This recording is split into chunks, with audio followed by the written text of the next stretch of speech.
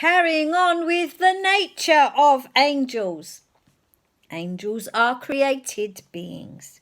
Psalm 148, 2 and 5. Praise him, all his angels. Praise him, all his hosts. Let them praise the name of the Lord, for he commanded, and they were created. Revelation 4:11.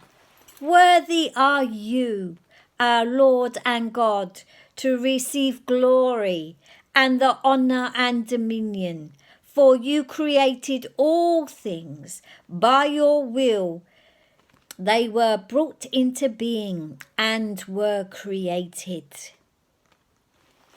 Angels were created by God's pleasure, owing their existence to God.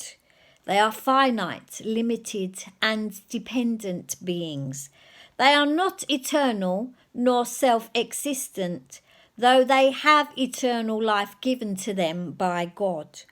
Scripture does not tell us exactly when angels were created. It can be assumed, however, that it was early in creation because they sang and shouted for joy at the foundation of the earth. And that's in Job 38, 4-7. Where were you when I laid the foundation of the earth?